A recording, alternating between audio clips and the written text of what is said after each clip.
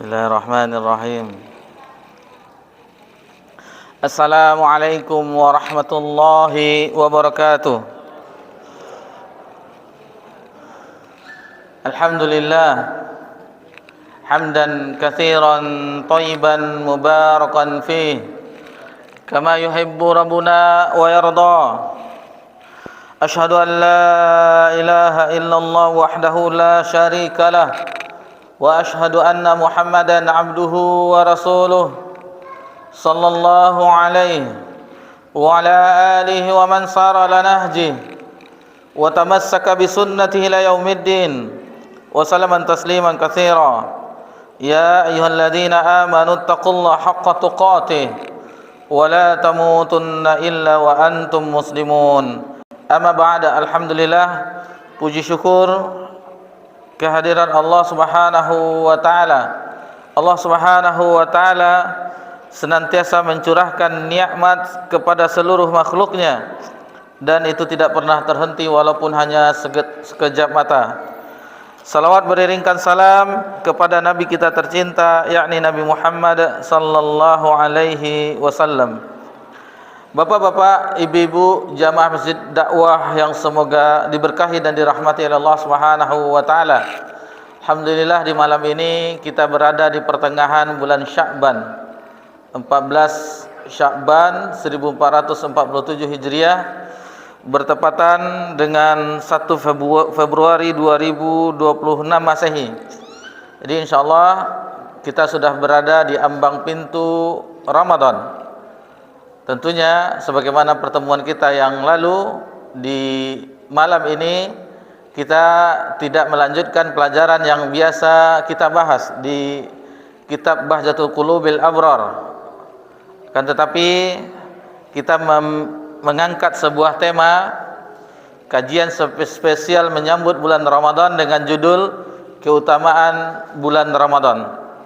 Tentunya bagi bapak-bapak, ibu-ibu itu masih mengetahui bagaimana keutamaan bulan Ramadan.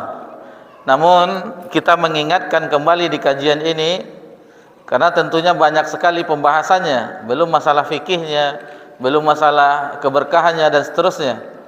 Hal-hal yang membatalkan puasa, yang merusak puasa. Jadi kita ambil hanya bagian ini, mudah-mudahan yang kita pelajari ini bisa menjadi bekal bagi kita untuk memasuki bulan yang mulia, bulan yang penuh keberkahan, bulan yang penuh ampunan, yakni bulan Ramadan. Bapak-bapak, ibu-ibu yang semoga diberkahi dan dirahmati oleh Allah Subhanahu wa taala, di antara hadis yang kita angkat pembahasannya di malam ini yaitu hadis dari Abu Hurairah. An Abi Hurairah qala lamma hadara Ramadanu qala Rasulullah sallallahu alaihi wasallam. Jadi Abu Hurairah yang sebagaimana kita pelajari di pelajaran kita, nama beliau Abdurrahman bin Sakhar Ad-Dausi. Semoga Allah meridainya. Ia berkata, ketika datang bulan Ramadan, Rasulullah sallallahu alaihi wasallam bersabda. Jadi Nabi SAW memberi kabar gembira kepada para sahabat dengan datangnya bulan yang istimewa ini, bulan Ramadan. Kata Nabi SAW, "Qad ja'akum Ramadanu syahru mubarak." Telah datang kepada kalian bulan Ramadan, bulan yang penuh keberkahan. Lalu kata Nabi, iftaradallahu alaikum siyamah. Di dalamnya, yakni di bulan Ramadan, Allah mewajibkan untuk berpuasa. Tuftahu fihi abwabul jannah. Di dalam bulan Ramadan, pintu-pintu surga dibuka selebar-lebarnya. Wa yughlaqu fihi abwabul jahim. Begitu juga pintu neraka ditutup dengan serapat-rapatnya. Wa taghullu fihi syayatin. dan setan-setan dibelenggu. Fihi lailatun khairum min alfi syahrin. Pada bulan Ramadan ada satu malam yang lebih baik daripada 1000 bulan. Tadi imam kita di rakaat yang kedua itu membacakan surah Al-Qadar. Lailatul Qadri khairum min alfi syahrin. Jadi lebih baik daripada 1000 bulan. Nanti insyaallah akan kita bahas rinciannya. Man hurima khairaha qad hurim. Lalu Nabi menutup sabdanya, dan barang siapa tidak mendapati malam itu, maka ia telah kehilangan pahala 1000 bulan. Hadis ini diriwayatkan oleh Imam Ahmad di dalam musnadnya, kemudian Imam An-Nasai, yakni beliau Abu Abdurrahman Ahmad bin Syu'aib Al-Khurasani yang wafat tahun 303 Hijriah, pemilik kitab Sunan An-Nasai. Jadi hadis ini sanadnya sahih. Walaupun hadis ini tidak terdapat di dalam Sahih Bukhari dan Sahih Muslim, tetapi sanadnya sahih. Baik, kita bedah satu-satu apa yang disabdakan oleh Nabi sallallahu alaihi wasallam di hadis yang baru saja kita dengarkan. Yang pertama, Nabi sallallahu alaihi wasallam menyebutkan syahrun mubarakun, bulan yang diberkahi. Jadi bulan Ramadan ini keutamaan yang pertama, yaitu bulan yang diberkahi. Tentu harus kita ketahui apa itu berkah. Apa itu berkah? Karena ketika kita berjumpa dengan sesama muslim dan muslimah, kalau ucapan yang panjangnya, tahniyahnya, Assalamualaikum warahmatullahi wabarakatuh, pakai wabarakatuh, itu berkah. Atau ada anak yang lahir, didoakan juga keberkahan untuk bayi tersebut. Orang yang baru menikah didoakan keberkahan juga, barakallahu laka wa baraka alaika wa jama'a bainakuma fi khair, dan seterusnya. Keberkahan. Lalu apa makna keberkahan di sini? Begitu juga yang kita singgung di kajian tentang perdagangan, bahwasanya pedagang yang muslim itu tidak mengejar untung semata, tetapi keberkahan, berkah. Lalu apa itu berkah? Berkah yaitu an-nama wa ziyadah, tumbuh atau bertambah, atau juga diistilahkan dengan ziyadatul khair, bertambahnya kebaikan. Contoh, misalnya seorang pedagang, tadi kita contohkan pedagang, kenapa berkah usahanya? Yang pertama, meladani pelanggannya, customernya dengan baik. Ini bagaimana kalau kita, mungkin bapak-bapak, ibu-ibu pernah pergi ke bank ya, bagaimana sapaan orang itu? Atau naik pesawat, bagaimana lembutnya bahasa orang kabin, awak kabin pesawat. Itu karena di pesawat, di luar nggak kenal lagi. Yang penting itu pelajaran bagaimana melayani tamu dengan ramah, disapa dan seterusnya. Kemudian keberkahan berikutnya yaitu menjelaskan barang dagangannya. Apabila itu asli, katakan asli. Apabila itu KW, katakan KW. Ini KW nomor 3. Kalau aslinya 2 juta, kalau KW nomor 3 120. Ini kadang-kadang barangnya KW dijualnya harga mahal, merek dijualnya kan. Ini mereknya bagus, ini merek-merek branded. Tidak boleh. Harus dijelaskan. Atau rusak. Begitu juga semuanya harus dijelaskan. Kita harus jujur di dalam berdagang. Ini contoh, itu keberkahan. Kemudian keuntungannya, laba yang didapat itu bisa untuk beribadah, bisa untuk menafkahi keluarga yang utama kan. Kemudian bisa untuk menunaikan ibadah haji, umroh, memberikan kiriman ke orang tua, ke keluarga dan seterusnya, bisa berinfak atau bersedekah. Ini dia keberkahan, bertambahnya kebaikan, ziyadatul khair, bertambahnya kebaikan. Nah, ini yang diharapkan dari perdagangan. Ini contohnya, banyak yang lainnya. Bagaimana keberkahan ilmu tersebut, itu selain ilmu diamalkan, juga bisa disampaikan keberkahan ilmu, keberkahan amalan. Bagaimana berkahnya amalan kita yang awalnya tadi mungkin dari rumah, salat sunat 2 rakaat, mendengarkan azan, menjawab azan, berdoa setelah azan, salat qabliyah lagi, kemudian salat fardu maghrib, berjalan celengan, bisa juga berinfak.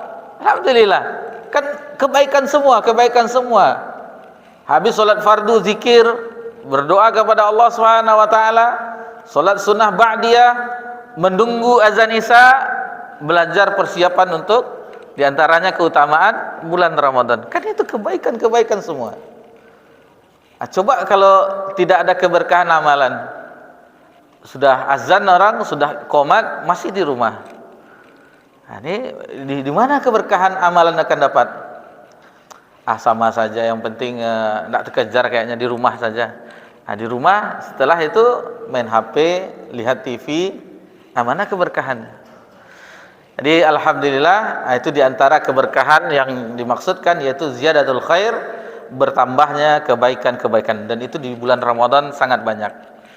Untuk lebih jelasnya kita masuk ke halaman berikutnya, bahwasanya bulan yang diberkahi maknanya adalah bulan yang memiliki kebaikan yang sangat banyak, bahkan kebaikannya menetap.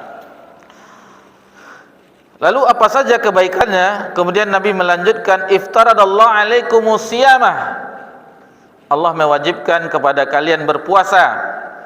Puasa di bulan Ramadan adalah kebaikan tersendiri yang akan dibuat pembahasan tersendiri tentang keutamaan ibadah puasa. Jadi ada lagi pembahasan khususnya. Cuman kita di sini khusus tentang keutamaan bulan Ramadan, bukan keutamaan puasanya.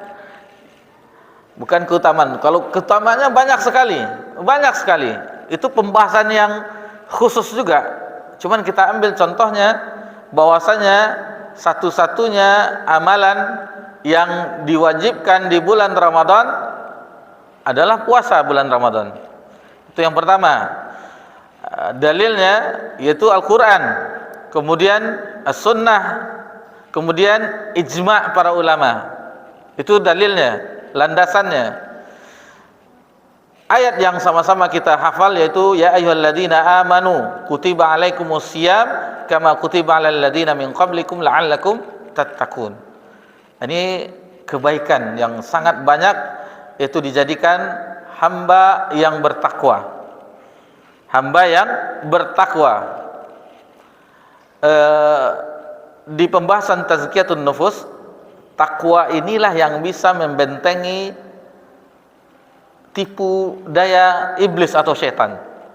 Jadi kalau kita ta'awuz, berlindung kepada Allah, kemudian kita zikir-zikir, baca Quran, ketika itu memang setannya lari. Tetapi setelah kita diam, dia balik lagi. Tetapi kalau takwa, itu benteng untuk jiwa kita, hati kita, agar tidak dimasuki setan untuk merayunya. Istilahnya ini security-nya, keamanannya, itu yang nomor 1, takwa. Dan itu tidak bisa didapatkan kecuali dengan sungguh-sungguh, diantaranya dengan ibadah di bulan Ramadan. Di takwa, medali yang didapatkan oleh orang yang berpuasa di bulan Ramadan adalah takwa. Di takwa ini banyak keutamaannya, diantaranya firman Allah dalam surah At-Talaq, wa may yattaqillaha yaj'al lahu makhraja wa yarzuqhu min haitsu la yahtasib. Jadi barang siapa yang bertakwa, Allah akan jadikan baginya jalan keluar dari setiap problemnya, dan Allah akan datangkan rezeki dari arah yang tidak disangka-sangka atau tidak diduga. Orang bertakwa. Kemudian orang yang bertakwa, takwa itu sendiri itu adalah wasiat Allah di dalam Al-Quran. Banyak wasiat Allah di dalam Al-Quran. Kemudian takwa adalah wasiat para nabi dan rasul. Seluruh para nabi dan rasul alaihimussalam itu wasiatnya agar bertakwa. Takwa adalah wasiat Nabi kita tercinta sallallahu alaihi wasallam, ittaqillaha haitsu ma kunta. Bertakwalah kamu kepada Allah dimanapun kamu berada, dan ikutilah wajbatis sayyatal hasana tamhuha, dan ikutilah perbuatan buruk dengan perbuatan baik, niscaya akan menghapusnya. Wa khaliqin nas bi khuluqin hasanin, dan bergaulah dengan manusia dengan akhlak yang mulia.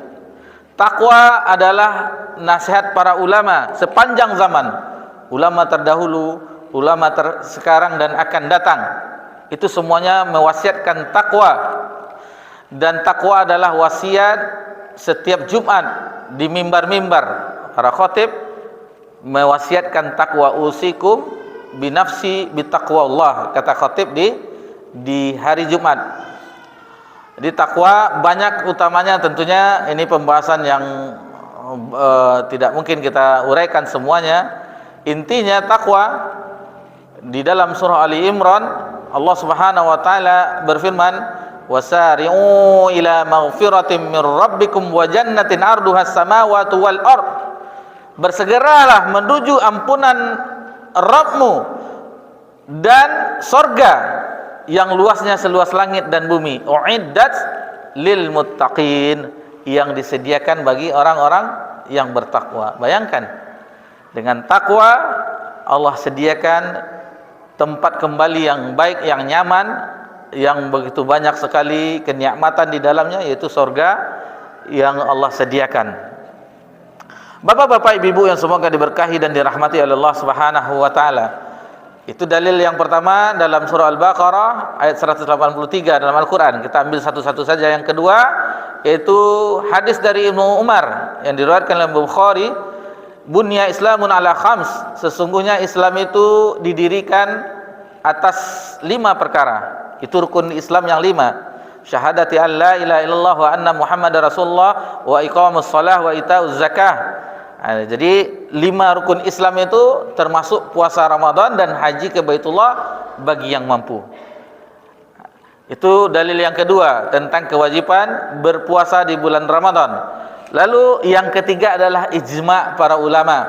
Ulama sudah sepakat, tidak ada perbedaan ulama.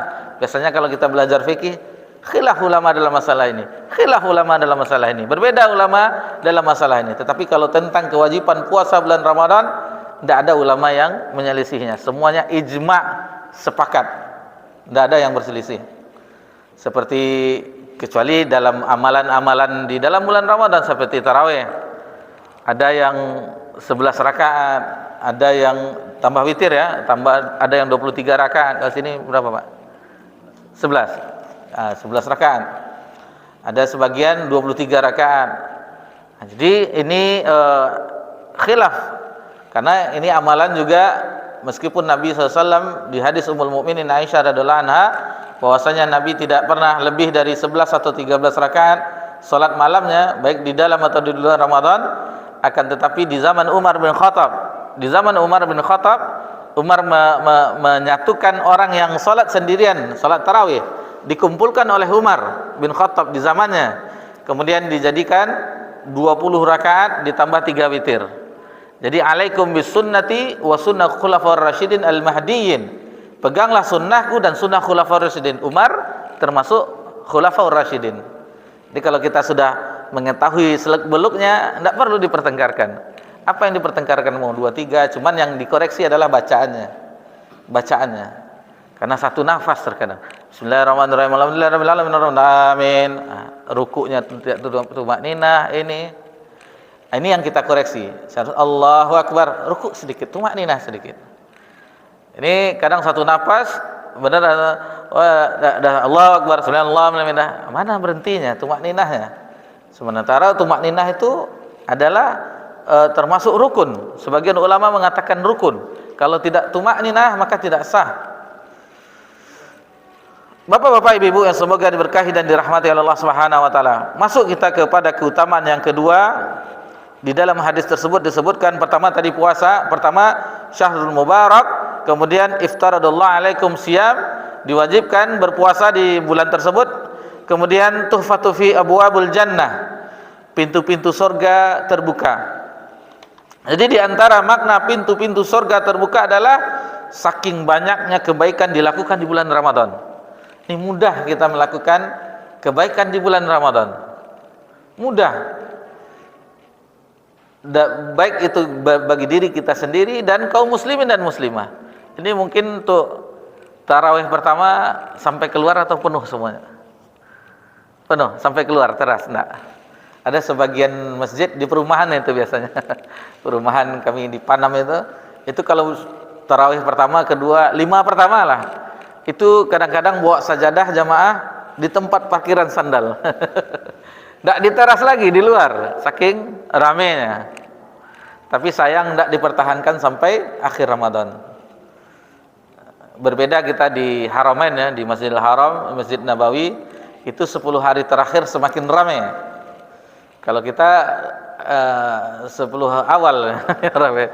Kalau terakhir sudah sibuk beli baju baru, sendal baru, kue lebaran. Seharusnya dari sekarang dipersiapkan. Jadi pas 10 hari terakhir, ini yang bagian akhir hadis tersebut, malam ada satu malam di malam-malam ganjil di bulan Ramadan, akhir Ramadan, yang lebih baik daripada 1000 bulan, malam Lailatul Qadar. Kita bisa merasakan betapa di bulan Ramadan ibadah bertambah luar biasa dibandingkan bulan-bulan lainnya. Salat berjamaah di masjid-masjid semarak, tadarus Al-Quran semakin banyak, sedekah semakin subur dan sebagainya. Itu mudahnya orang berbuat baik di bulan Ramadan. Kemudian yang ketiga kebalikannya, wa tughlaqu fihi abwabal jahim, pintu-pintu neraka tertutup. Di antara makna pintu-pintu neraka tertutup adalah sedikitnya kemaksiatan dilakukan oleh kaum muslimin di bulan Ramadan. Jadi frekuensi maksiat di bulan Ramadan itu menurun. Bahkan ada kalimat jangan bohong, ini Ramadan. Ada kalimat seperti itu. Atau kita mau bertengkar, sedang bertengkar nih, sudahlah, saya sedang berpuasa. Atau sama dengan orang kita, ambu sedang puasa, kan itu. Jadi bagaimana di Ramadan itu bisa mengekang amarah dan seterusnya. Bahkan itu jangan berbohong, jangan dusta, ini bulan Ramadan loh. Kan ada kalimat-kalimat demikian. Walau kalimat ini tidak tepat karena bohong itu terlarang di bulan apapun. Jadi bukan yang jujur itu bukan di Ramadan saja, di seluruh bulan, di setiap hari kita harus jujur sebenarnya. Namun penghormatan kaum muslimin terhadap bulan Ramadan menyebabkan mereka mengurangi kemaksiatan, termasuk mengurangi berbohong. Ini bulan Ramadan. Bulan Ramadan. Maksiat yang dilakukan oleh kaum muslimin dan muslimah itu sedikit. Mereka karena melakukan bulan puasa Ramadan sehingga hawa nafsu terkekang, itu sedikit gejolak untuk melakukan maksiat. Kemudian yang berikutnya, yang keempat, keutamaannya wa taghlu fi syayatin, setan-setan dibelenggu. Maksudnya setan-setan seniornya dari kalangan jin dibelenggu. Mereka tidak bisa menggoda orang-orang beriman selama bulan Ramadan. Lalu akan muncul di pikiran kita, mengapa di bulan Ramadan masih ada kemaksiatan? Kenapa? Ini karena itu tidak butuh rayuan atau godaan setan lagi. Sudah menjadi kebiasaan. Jadi maksiat sudah menjadi kebiasaan. Misalnya dia minum khamar. Minum khamar itu seperti kita ibarat kita minum kopi, sudah biasa bagi mereka mengkonsumsinya. Atau obat-obat terlarang, narkoba dan seterusnya. Itu sudah biasa bagi mereka. Jadi meskipun Ramadan tidak Ramadan sama saja. Itu sudah kebiasaannya.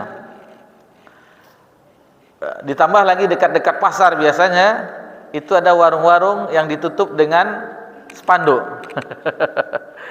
Kakinya kelihatan. Kakinya kelihatan. Jadi jangan disiasati juga nih kalau pakai sendal nih, ini hadiah dari ibu, nanti ketahuan ganti sendalnya. Tidak seperti itu. Tadi ada karena puasa ini istimewa. Kenapa kita katakan istimewa? Dia ibadah seorang hamba dengan Robnya yang hanya tahu. Bahkan istri sendiri itu bisa dibohongi. Contoh misalnya masih yang bekerja pergi dari rumah berpuasa, lalu nanti pas istirahat siang makan, pulang nanti sore, biasanya pegawai atau karyawan jam 4 pulang, pada asar sampai jam 5 di rumah, itu pura-pura lemas. Itu tidak tahu, istri tidak tahu itu. Begitu juga ibu-ibu di rumah, makanlah, kan anak-anak sekolah, abang suami pergi juga bekerja, kita di rumah kulkas penuh. Kan tidak ada yang tahu, tapi ibu tidak lah. Seperti ibu, hukum-hukum apakah mencicipi masakan membatalkan puasa, ini harus dipelajari. Kan ibu misalnya jam 5 sore memasak untuk perbukaan puasa, lalu dicicipi apakah sudah terasa garamnya atau enggak. Bagaimana hukumnya? Apakah membatalkan puasa? Ini perlu dibahas juga. Jadi kalau hanya sekedar mencicipi tanpa menelan sampai banyak, itu enggak. Itu termasuk sama dengan orang yang mencium istrinya di siang Ramadan, apakah membatalkan puasa? Kalau hanya sekedar mencium istri, enggak membatalkan. Tapi kalau ada syahwat, ini yang bahayanya. Sekedar mencium saja enggak masalah. Dan lihat situasinya. Tentu berbeda orang yang sudah 30 tahun menikah dengan baru 3 hari menikah, itu beda. Beda. Pernah orang bertanya kepada Nabi sallallahu alaihi wasallam, yang satu orang yang sepuh yang sudah agak tua, lalu bertanya, "Ya Rasulullah, bolehkah saya mencium istri saya?" Lalu Nabi mengatakan, "Boleh." Lalu datang seorang pemuda, "Ya Rasulullah, bolehkah saya mencium istri saya?" Nabi mengatakan tidak. Jadi begini pandangan Nabi SAW, ini bapak ini bisa menahannya. Kalau ini pemuda nih, ini tidak bisa menahan gejolaknya. Itu makanya dilarang oleh Nabi bagi pemuda tersebut. Jadi bagi bagi pasangan baru itu makanya banyak yang mengambil walimah pernikahan di bulan Syawal untuk melewati Ramadan. Takutnya Ramadan ini bahaya, tidak terkontrol. Apakah ada larangan menikah di bulan Ramadan? Tidak ada larangannya, boleh saja. Tapi khawatir di siang harinya. Baik. Jadi mengenai tadi adalah kebiasaan orang yang sudah biasa melakukan maksiat tanpa dibujuk rayu oleh syaitan, dia telah melakukannya. Kebiasaan. Bagaimana kebiasaan ini tanpa digoda pun sudah melakukannya. Di jiwanya itu sudah terkontaminasi dengan bisikan-bisikan syaitan, laknatullah alaih, sehingga di bulan Ramadan pun tanpa dibujuk rayu sudah melakukan maksiat tersebut. Waliyahzubillah. Kemudian untuk mengingatkan ada hadis, perhatikan ini adalah panggilan malaikat. Di hadis yang lain penggalannya, jadi malaikat itu memanggil orang-orang hamba Allah di bulan Ramadan. Wa yunadi munadi ya baghiyal khair aqbil. Jadi malaikat menyerukan, wahai jiwa yang mengharapkan kebaikan, maka bersegeralah, aqbil. Ini bulan Ramadan, bukan bulan yang lainnya. Lalu dipanggil lagi kebalikannya, wa ya baghiyal syarr aqsir. Wahai jiwa-jiwa yang ingin melakukan keburukan atau maksiat, stop, berhenti. Ini bulan Ramadan, bukan bulan untuk bermaksiat, tapi bulan untuk ketaatan kepada Allah Subhanahu wa taala. Itu dipanggil jiwa-jiwa oleh malaikat di bulan Ramadan. Ini kok tidak terdengar, Ustaz? Ini kan ada bisikan dalam jiwa kita itu. Bukan terdengar kayak suara muazin pula, ya baghiyal khair aqbil. Tidak, bukan seperti itu. Panggilan di jiwa kita itu akan terasa kita, semangatnya kita setelah sahur lalu segera berangkat ke masjid dan seterusnya. Dilihat waktu belum lagi, sudah sholat sunat, baca Quran dan seterusnya. Biasanya target satu hari satu juz, ini sudah harus lebih 3 juz nih, minimal 3 juz. Bagi yang biasa 1 juz di bulan-bulan yang lain, seharusnya bulan Ramadan meningkat, minimal tambah 1 juz lah, 2 juz atau 3 juz.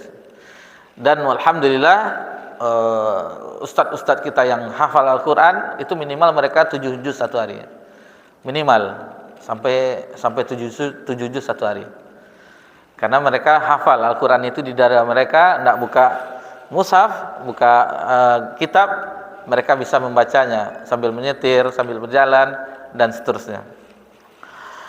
Bapak-bapak, ibu-ibu yang semoga diberkahi dan dirahmati oleh Allah Subhanahu wa taala, lalu keterangannya, seruan malaikat kepada hati-hati kaum mukminin inilah yang semakin membuat kita bersemangat melakukan amal soleh dan menjauhi dari dosa atau maksiat. Dan seruan ini hanya ada di bulan Ramadan, tidak ada di bulan lainnya. Baik, kita beralih ke halaman berikutnya, halaman yang ketiga. Keutamaan yang kelima, ini sudah lewat 34, 10 menit lagi ya. Itu makanya diberikan modulnya. Jadi kalau tidak sempat di kajian, baca-baca di rumah. Nanti Bapak juga bisa ceramah juga. Ini kajiannya, Bu, dengarkan Bu, ini kajiannya tadi di Masjid Dakwah. Ceramah juga kayak Ibu kan. Bacakan saja ini kan. Atau suruh Ibu baca nih Bu. Yang kelima, mungkin agak kita cepatkan saja. Fihi lailah khairum min alfi syahr. Di dalamnya terdapat malam yang lebih baik daripada 1000 bulan, yaitu malam Lailatul Qadar. Itu di malam-malam ganjil 10 hari akhir. 10 hari akhir Ramadan itu makanya Nabi SAW giat dengan mengencangkan kain sarungnya. Jadi ada kata ulama, Nabi mengencangkan izarnya, maksudnya tidak mendatangi istrinya. Yang kedua, lebih semangat lagi untuk supaya mendapatkan Lailatul Qadar. 1000 tahun itu 83 tahun 4 bulan. Satu malam, bayangkan. Sementara umur kita, umat Nabi Muhammad sekitar 60 sampai 70 tahun. Lalu bagaimana orang-orang tua kita, bapak-bapak kita yang tentunya sudah lama mengalami kehidupan, seandainya dapat 20 tahun, berarti 20 kali Lailatul Qadar kali 83 tahun lebih 1660 sekian tahun beribadahnya, mengalahkan umur Nabi Adam alaihissalam. Nabi Adam 1000 tahun umur. Ini keutamaan yang luar biasa. Keutamaan yang luar biasa. Lalu yang keenam, peluang mendapat ampunan yang sangat luas. Jadi ada ampunan dari satu dosa adalah sesuatu yang sangat mahal, dan itu adanya di bulan Ramadan. Hadisnya diriwayatkan Imam Muslim, as-salawatul khams wal jum'atu ilal jum'ah wa ramadan ila ramadan mukaffaratun ma bainahunna izattanabatul kaba'ir. Jadi dari salat 5 waktu itu menghapuskan dosa. Kemudian Jumat ke Jumat berikutnya, Ramadan ke Ramadan berikutnya adalah penghapus untuk dosa antara keduanya apabila menjauhi dosa besar. Kemudian hadis apabila kita berpuasa atau menegakkan Lailatul Qadar, hadis Bukhari dan Muslim, man shoma ramadhana imanan wa ihtisaban ghufira lahu ma taqaddama min dzambi. Barang siapa yang berpuasa dengan iman dan mengharap pahala, maka akan diampuni dosa-dosanya yang telah lalu. Adapun Lailatul Qadar, man shoma Lailatul Qadar, barang siapa yang menegakkan Lailatul Qadar, beribadah di malam Lailatul Qadar imanan wa ihtisaban ghufira lahu ma taqaddama min dzambi, maka akan diampuni dosanya yang telah lalu.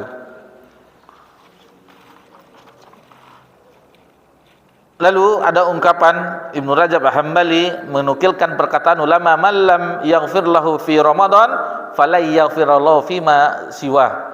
Barang siapa yang tidak diampuni dosa-dosanya di bulan Ramadan, maka tidak akan diampuni dosa-dosanya di bulan-bulan yang lain. Di Ramadan saja tidak mendapatkan ampunan, apalagi di bulan yang lain.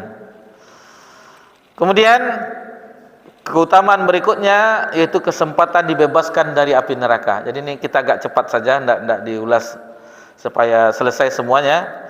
Allah mengeluarkan hamba-hambanya dari neraka setiap malam. Ini setiap malam di bulan Ramadan.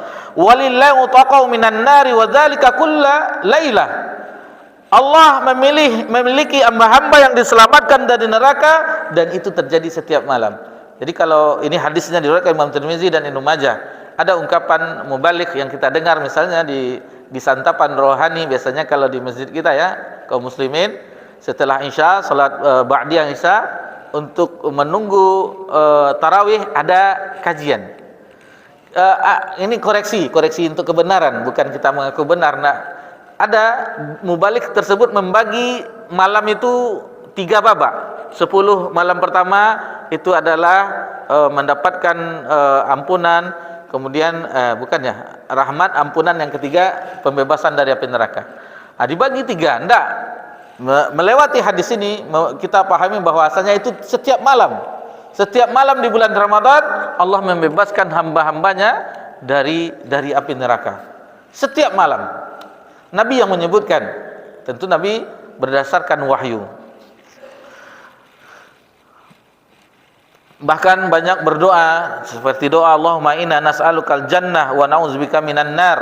Ya Allah, ya Allah, kami meminta surga dan berlindung dari azab neraka. Memperbanyak doa tersebut. Atau doa bahasa kita. Adapun di Lailatul Qadar, di malam Lailatul Qadar, kata Ummul Mukminin Aisyah radhiyallahu anha, itu Nabi mengucapkan Allahumma innaka afuwun tuhibbul afwa fa'fu anni. Allahumma innaka afuwun. Ya Allah, sesungguhnya Engkau adalah Maha Pengampun, tuhibbul afwa, menyukai orang yang minta ampun, maka ampunilah kami. Kemudian bulan Ramadan, keutamaan berikutnya dilipat gandakan amal. Ini selain kita ambil contoh misalnya umroh di bulan Ramadan. Ini bagi yang ada kesempatan, bapak-bapak yang memiliki kelebihan harta, kata Nabi SAW di hadis ini diriwayatkan Imam Bukhari, inna umratan fi ramadana taqdi hajjah au hajjatan ma'i. Jadi 2 riwayat, umroh di bulan Ramadan itu pahalanya sebanding dengan haji, atau haji bersama Nabi SAW. Ini keutamaan yang istimewa. Walaupun di awal, di pertengahan dan di akhir semuanya memiliki keutamaan. Tetapi kata ulama itu tidak menggugurkan kewajiban dari haji yang rukun Islam yang kelima. Ini pahalanya sama dengan haji atau haji bersama Nabi SAW. Itu umroh di bulan Ramadan. Ini bagi yang kita saksikan ya, 10 hari terakhir itu tambah banyak orang datang ke Masjidil Haram dan Masjid Nabawi untuk selain umroh dan untuk i'tikaf, untuk beriktikaf. Jadi bagi yang punya kelebihan harta, ini termasuk tawaran besar-besaran ya, diskonnya. Belum lagi keutamaan yang lainnya, pahala umrohnya, kemudian sholat di Masjid Nabawi itu 1000 kali kita sholat di Masjid Dakwah, itu 1 kali di Masjid Nabawi. Kemudian di Masjidil Haram 100.000 kali. 100.000 kali kita di Masjid Dakwah ini atau masjid yang lainnya, maka baru 1 kali itu di Masjidil Haram. Bayangkan pahalanya di Haramain, 2 kota suci. Belum lagi nanti di setiap sholat fardu ada sholat jenazah yang mana kata Nabi SAW itu mendapatkan pahalanya seperti qirat. Mal qirat ya Rasulullah, maksudnya apa qirat, pahala qirat itu ya Rasulullah? Lalu Nabi mengatakan seperti bukit Uhud, gunung Uhud, besar pahalanya. Kemudian yang bisa kita ambil dari keutamaan yang berikutnya adalah bulan diturunkannya Al-Quran. Ini syahrul Ramadan alladzi unzila fil Quran. Bulan Ramadan adalah bulan yang mana Al-Quran diturunkan. Berkata Ibnu Abbas radhiyallahu anhu yang dinukilkan oleh Hafiz Ibnu Katsir dalam tafsir Ibnu Katsir yang kita kenal, bahwasanya di malam Lailatul Qadar tersebut ini Al-Quran itu turun sekaligus sebanyak 6.236 ayat, 114 surat. Itu sekaligus ke langit dunia. Namun berangsur-angsur dari langit dunia kepada Nabi SAW itu berangsur-angsur selama 23 tahun. Berangsur-angsur. Adapun sekali turunnya itu di malam Lailatul Qadar. Turun sekaligus di langit ke langit dunia. Nah, jadi Ramadan Selain berpuasa, tentunya juga memperbanyak bacaan Quran. Karena ini diturunkan Quran di bulan Ramadan. Berkumpullah keutamaan di Al-Quranul Karim ini, bahwasanya Al-Quran itu diturunkan oleh Zat yang maha mulia, itu Allah Tabaraka wa Ta'ala, kepada melalui perantaraan malaikat Jibril, malaikat yang paling mulia, kepada Nabi kita Nabi Muhammad sallallahu alaihi wasallam, manusia yang paling mulia atau Nabi Rasul yang paling mulia, di bulan yang mulia, bulan Ramadan, di malam yang mulia, Lailatul Qadar. Jadi kalau bapak-bapak, ibu-ibu ingin mulia, dengan Al-Quranul Karim, dengan Al-Quranul Karim. Tidak ada petunjuk untuk menyelamatkan seseorang di dunia dan di akhirat melainkan dengan Al-Quranul Karim. Baik. Sebagai penutup di sini, karena waktu, alhamdulillah selesai juga Pak. Tadi agak ngebut sedikit. Jadi dari berbagai keutamaan bulan Ramadan di atas, maka hendaknya membuat kita termotivasi untuk mendapatkan kebaikan maksimal di bulan Ramadan. Karena logikanya kalau di bulan Ramadan yang kesempatan diampuni dosa sangat terbuka, lebar, dilipat gandakan amal, diberikan dorongan kuat untuk beribadah dan meninggalkan maksiat, masih juga kita lalai, maka bagaimana lagi di bulan lainnya selain bulan Ramadan. Jangan sampai kita termasuk pada manusia yang didoakan oleh Jibril alaihissalam. Jadi yang berdoa Jibril alaihissalam, yang mengaminkan Nabi SAW. Apa bunyinya? Ini diriwayatkan oleh Imam Bukhari dalam kitabnya, bukan di sahihnya tapi Adabul Mufrad. Raghima'an, sungguh sangat celaka seorang abdin dakhala alaihi Ramadan wa lam yughfarlah. Ketika ia memasuki bulan Ramadan tetapi keluar dari bulan Ramadan tidak diampuni dosa-dosanya. Ini orang yang merugi, padahal banyak keutamaan yang Allah sediakan, keberkahan di bulan Ramadan. Berlalu Ramadan dia tidak mendapatkan ampunan dari Allah Subhanahu wa Ta'ala. Alhamdulillah, ini merupakan nikmat dari Allah. Mudah-mudahan yang sedikit ini bisa memotivasi kita, dan ini adalah pertemuan terakhir kita ya. Ya Pak ya, Bapak Ibu, kami mohon maaf juga 11 bulan ya. 11 bulan kita dua kali sebulan berjumpa, mungkin ada salah dalam penyampaian. Dan kami ingatkan juga bahwasanya meskipun Ramadan sudah diambang pintu, tetapi tidak ada jaminan bagi kita semuanya untuk bisa masuk bulan Ramadan. Karena Allah Subhanahu wa Ta'ala berfirman, walikulli ummatin ajal, setiap umat itu ada ajalnya, ada masa batas dia meninggal. Iza jaa ajalum la yastakhiruna sa'atan wa la yastaqdimun. Apabila ajal itu sudah datang, itu tidak bisa dimajukan atau dimundurkan. Jadi pas maju, tunggu dulu malaikat, belum Ramadan, tidak bisa. Kita berangkat, waktu itu berangkat.